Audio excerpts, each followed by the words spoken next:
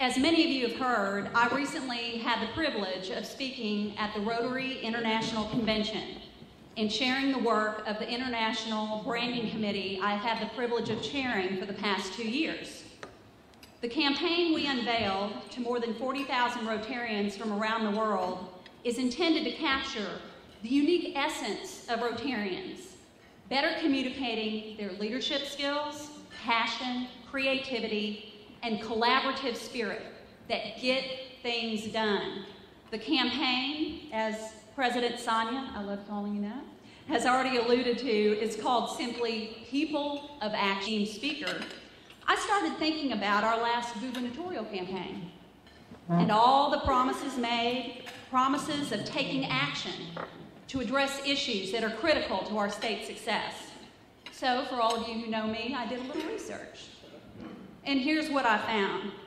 As our speaker joins us today, only halfway through his term, Arkansas is experiencing the lowest unemployment rate in recorded history, with more than 74,500 jobs created. We're ranked in the top 5 states for foreign domestic investment. We've implemented $150 million in tax cuts. Arkansas is recognized as the first state to mandate computer science education in its high schools. And we've seen a 38% increase in students actively participating in these classes year over year as awareness and popularity has grown. There's an unprecedented focus on workforce training to fuel economic development, and even a couple dozen personal phone calls to CEOs inviting them to consider Arkansas for their operations or expansions. Now that's a lot of action in a little over 2 years in office. Fellow Rotarians, please join me in welcoming one of my favorite people of action and the governor of the great state of Arkansas, the Honorable Asa Hutchinson.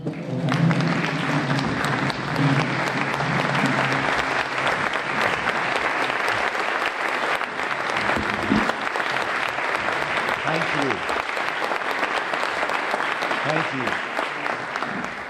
Sharon, that was a terrific introduction. I'm going to have a couple other speeches today. If you don't mind coming and giving that same introduction.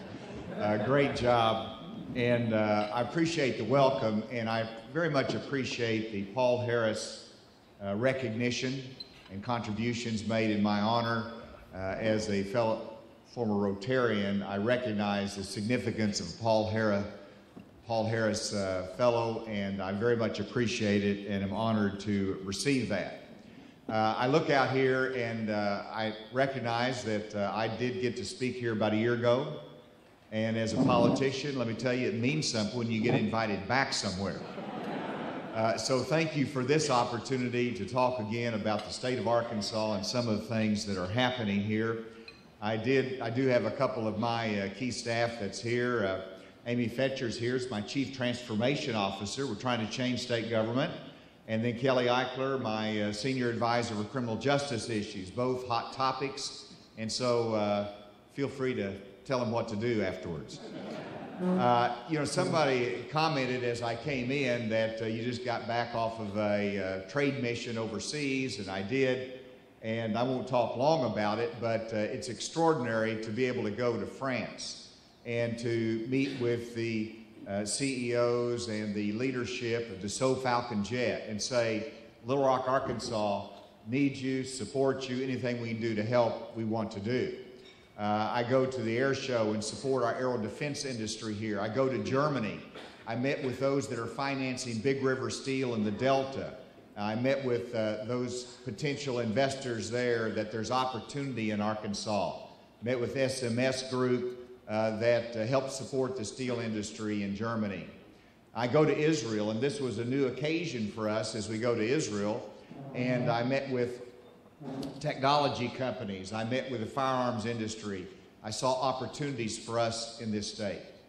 And of all the impressions that I have as I went overseas, first of all, in my conversations, those in Europe and across the globe want United States leadership. They yearn for it, they respect it, they understand our role in the world stage. They do not want the United States to withdraw from that. Secondly, it is impressive to me the recognition that Arkansas gets on the global stage.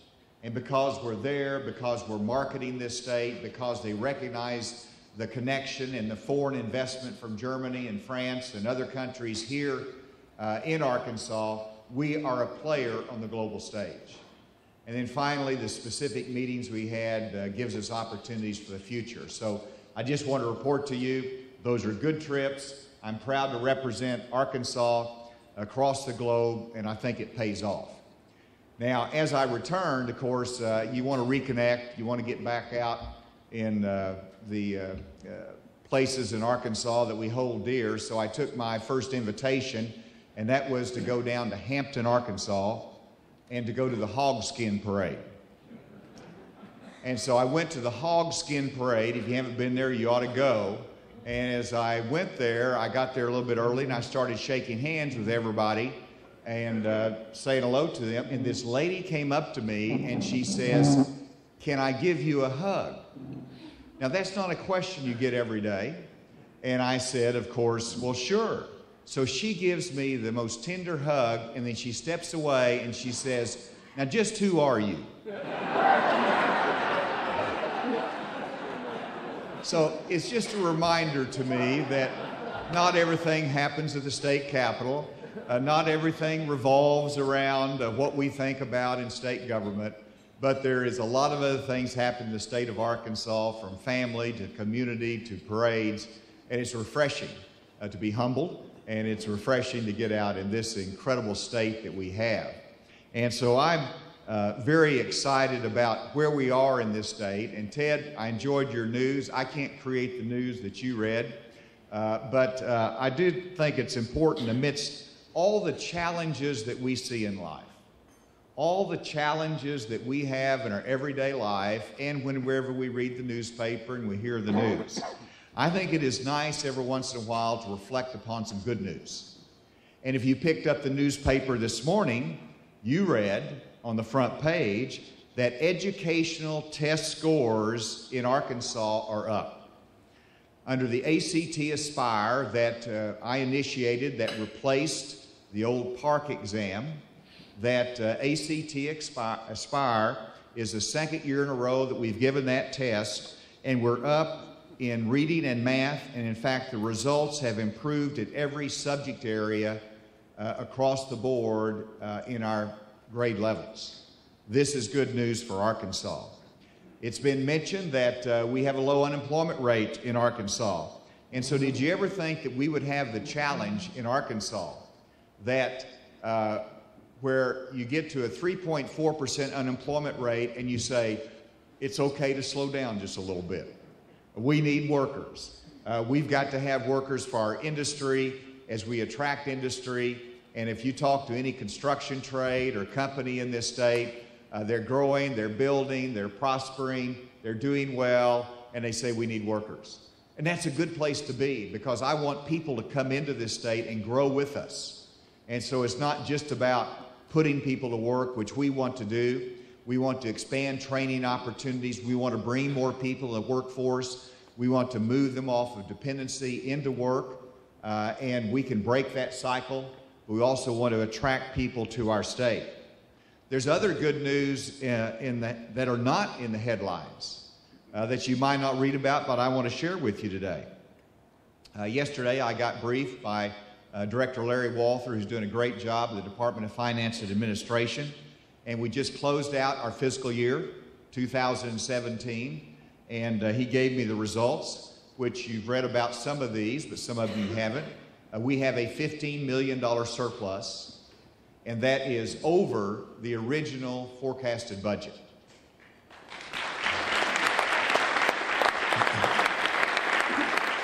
And so after funding all services in our state, and after taking for the first time, really as a result of the highway improvement plan that we passed last year in the special session of the legislature, that we're going to first time take a certain part of our general revenues and devote them to development of highways. to meet the federal match. We've also, in addition to the $15 million surplus, we've added $24 million of our general funds into our highway programs to meet those needs. And we have, for the first time in history, created a long-term reserve fund, and we've not only put in the $103 million, I think it is, that we transferred in there to start that long-term reserve fund, but we added another $20 million into the reserve fund. So now the state has $123 million in a long-term reserve fund. Why is that important? Because we have ups and downs in our economy. We want to budget conservatively. We want to have a surplus, but we also want to make sure we have long-term reserves so that we can meet needs when we have downturns. But it also helps us in terms of our long-term goal of lowering our bond rating in this state. And I met with the bond raters last year, and they said, you got to work on your reserve funds. When somebody says and gives me a good reason to work on something, we work on it. And so with the legislative support, we've created a long-term reserve fund. It has $123 million in it. In addition to that, we've put in $30 million into economic development and our quick action closing fund. So in addition to the balance there, we added another $30 million. With all of those commitments, we have a $15 million surplus. And so that is because of people in this room that take risks, that they invest in jobs, they create jobs, they grow our economy, and yes, you ought to get rewarded for it, but that is the reason that we are growing here in the state of Arkansas. And so we've had, as Sharon mentioned, a continued effort to lower our income tax rate in Arkansas and to be competitive with our surrounding states. We started off in 2015 with a $100 million tax cut, reducing the rates for those in the middle income category. We followed it up 2 years later in the next general session with a $50 million tax cut for the lower income population, which is still about 40% of our population making less than the $20,000. So combined with those two cuts, we've provided income tax cuts for over 95% of the Arkansas population. Now, everybody looks there with a frown on your face because you might be in that 5% category. Well, hang on, we need to get to you. We need to get to the job creators, and there's more to be done. We've done a great deal, and I believe in the philosophy of lowering taxes, putting money in individuals' pockets. They can support the downtown merchant. They can buy a new set of tires. They can go on a vacation at Arkansas State Parks. That's what drives our economy forward. And you balance it with providing necessary services, growing our economy, but also having a competitive tax rate. One of the things I was very pleased with in the last session of the legislature is that for military retirees who receive a military retirement income, we have eliminated the income tax for those military retirees. Zero. And the reason we did that is that, one, they've served our country, but secondly, we can recruit them from all over the United States to come to Arkansas. Think about someone who served for a couple of years at Little Rock Air Force Base in their rotation. They loved Arkansas. But they might retire somewhere else after their 20 years, and they'll look at where they want to retire. They're fond of Arkansas, and they say, wow, our income tax is exempt there. They come here, they provide leadership, and guess what they also do? They get a second job, and guess what happens? They pay income tax on that second job. And so it is an economic boost to us. I look forward to the results of that. And then in terms of a news category, though, if you'll remember, and one of my goals was right now we have a disability waiting list, which means those that are the most vulnerable in our society that have disabilities and they need either in-home care or institutional care. And there's 3,000 on a waiting list that's waiting for in-home services so they don't have to go into an institution. And so we did not have any funds in order to reduce that list. In the last session of the legislature, in my initiative, we devoted a revenue stream to start reducing that waiting list. And I'm pleased to announce that today we have reduced that waiting list by 500 that's now having services that they did not have before.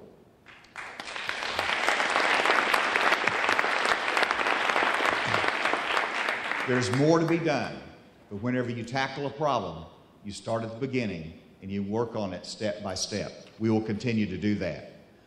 Whenever we looked at our Department of Human Services and the amount that we're spending on Medicaid, we said we've got to continue to provide Medicaid for those most vulnerable, that those are trying to work and move up the economic ladder. We've also got to have a transformed system that saves us money and helps us deliver services more efficiently. And so as a result of that initiative, our goal was to reduce Medicaid spending by $840 million over 5 years. And that's not through reducing services, but it's to deliver services more effectively, to do it more efficiently, and to create savings because we manage it better. We're on track to do that and to improve the delivery of services. Some of the rule changes for this initiative went into effect July 1. What is that, about a week ago?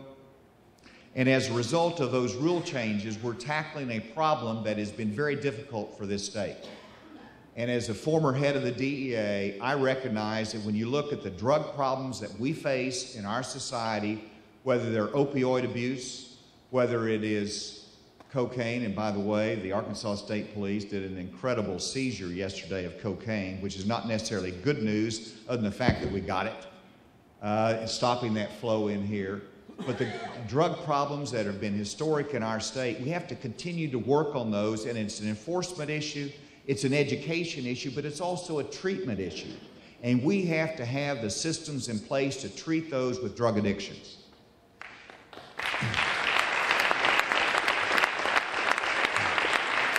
And so as a result of one of the rule changes that went into effect July 1, we are now increasing access to substance abuse treatment and services. It expands outpatient services that are now covered by Medicaid. We're increasing the number of providers that will provide these services for treatment. And then we're also, very importantly, allowing co-location between a substance abuse provider and counselor with a primary care physician. Why is that important? Because if someone would go into a primary care physician and the physician would say, I sense some indications of drug abuse, they can say, would you go down the hall and see our counselor, Susie or Mike or whatever their name is. They will go right down the hall and start their counseling right there in a co-located facility. If you say, why don't you go 30 days from now, we can get you an appointment across town or in 3 towns away to a counselor, they'll not show up. And so that location, the availability of services, the funding by Medicaid will make a big difference in our treatment of drug abuse in our communities. The result, increased access, reduced dependency, and reduced need for higher cost services. That is an efficient delivery of services, and I believe will make a significant difference. Now let me come back to Little Rock. This is the Little Rock Rotary Club. Let me talk about a couple issues here for just a moment. And one of them is crime. And you know and we're aware of the news conference that I held last week. That news conference was based upon conversations that I had with law enforcement officials, based upon conversations with our city leaders, and a recognition that we're a team and we need to support each other, and there's some support roles that the state can play in fighting crime in Little Rock. And I do believe it is to the point that we need to have an enforcement effort to try to keep our streets safe, our communities safe, and our children safe.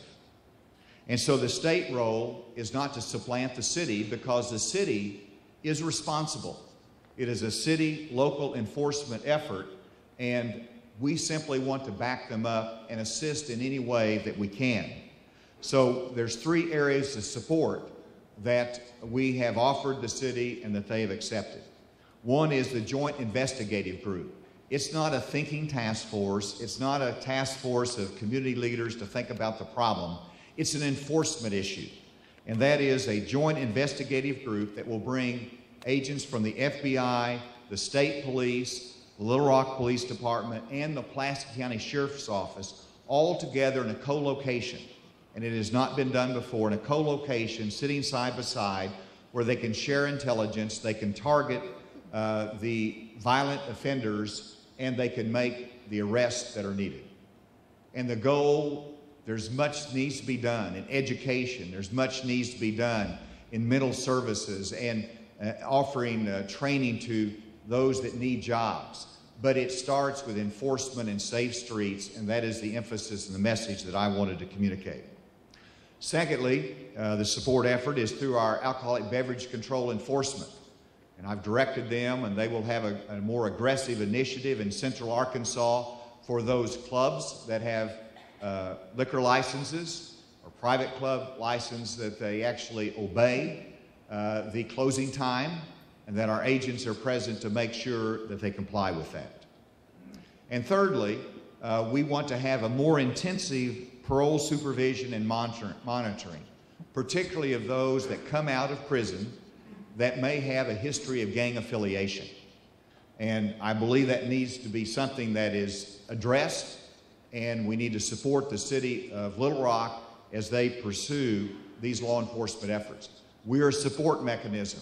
We can't do it, but it is important for the state and our federal agencies to partner with the city to make more progress in reducing violent crime in the city of Little Rock.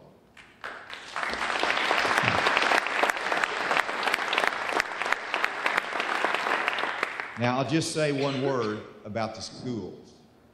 When I got elected governor, it was in January, the State Board of Education, which was not appointed by me, had on their agenda whether they needed to take over responsibility for Little Rock School District. And that State Board of Education voted that there was not sufficient academic performance in 6 schools in Little Rock School District, and therefore under our Constitution, in which the state has the ultimate responsibility to assure an adequate and equitable education across this state, they exercise their responsibility and assume jurisdiction responsibility for Little Rock School District. Not the most popular decision in Little Rock, but it was a decision that was mandated by our Constitution as interpreted by the Supreme Court of the Lakeview decision. Now, I get a lot of communication as to when are we going to be able to return jurisdiction and local control for our school system to the school district and the leadership here in Little Rock. Let me tell you, there's no one that wants that to happen more than me. But at the same time, we've had 3 of those 6 schools come out of distress in terms of academic performance, but 3 remain. And I don't believe it's right to shortchange the students in Little Rock and say, we're not going to do our state responsibility to work to assure adequate and fair and equal success in academic performance across all the schools in Little Rock in our state. And so I just want you to know we're looking at it from an academic and facility performance, and we want those students all across Little Rock to succeed. And as soon as we see that success and performance, we want that to be able to go back to the city of Little Rock for local control. Now, let me move back to hopefully something you can actually get more excited about. You know, I love working on the economic development side. And as you know, I recruited Rotary Garment Company from Shandong Province that's going to locate in Forest City in the heart of the Delta. And it's transformative. Rotary Garment Company makes high-end apparel, and they're going to invest $410 million in that old Sanyo facility that's been abandoned for close to a decade.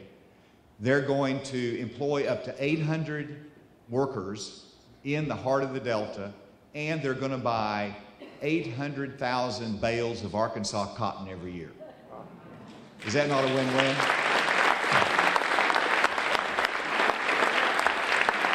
So what excites me is that for the Delta, but then last night I was meeting with a businessman from Little Rock, and he says, guess what? we got the contract for the design work for the Rotary plant in Forest City. And then I walk into the Capitol today and I see my Director of Workforce Services who says they're holding a job fair in Forest City combined with the leadership of Forest City and Rotary Garment Company to start hiring people. And so those tangible results are so exciting in terms of economic development. And if you come closer to home, Tian Yong Garment Company that's going to make 90% of the sportswear for Adidas is going to be located out at the port. And whenever they came here, that's going to employ, I think, up to 400 people, an investment there. The Adidas people came in to see me, and they have never been to Arkansas before. And the Adidas people said, wow, what an opportunity here. And so success leads to success. I recruited Sig Sauer. One of my first calls when I got elected governor, I said I'm going to call 6 CEOs immediately. The first one I called was a Japanese company. Great opportunity. The only problem was the CEO only spoke Japanese. It was a difficult conversation. But the next call was to Sig Sauer in New Hampshire. I said, have you thought about coming to Arkansas? Well, no, we hadn't. A year later, they announced they're coming to Jacksonville, building a premium ammunition plant. And so I see them the next again, and they say they're expanding. They're going to add more employees. They're excited about it. The workforce here, all that we offer. And then I go up to Melbourne and Microplastics that's out of Melbourne and Flippin, Arkansas, 2 small communities in this state. And the CEO comes to me and said, guess what? Thanks for bringing Sig Sauer in because we got a contract with them. And so success leads to success. And you might be in that community that has the supply chain driver that I talked about before that we need to recruit. Or you might be in that small community that benefits from that supply chain and that big driver of that. And it creates jobs in small cities and communities across this state. We build on each other. Tremendous opportunities that we have. Let me conclude by just saying, I hope that you can sense the optimism I have for this state. There is good news for us. That good news grows for us. Sure, we have challenges, but working together, we can address each of those challenges. And I look to my mentor, Ronald Reagan, who appointed me as United States Attorney when I was at the ripe old age of 31. And he's been a mentor. I've loved that guy in his life and in his history. And there's 2 characteristics that Ronald Reagan demonstrated in my judgment. Consistent conservatism, win or lose. Secondly, he was forever optimistic about the future of America. And I believe in the same way about Arkansas. I've never been more optimistic about our future and the opportunities. Thank you very much.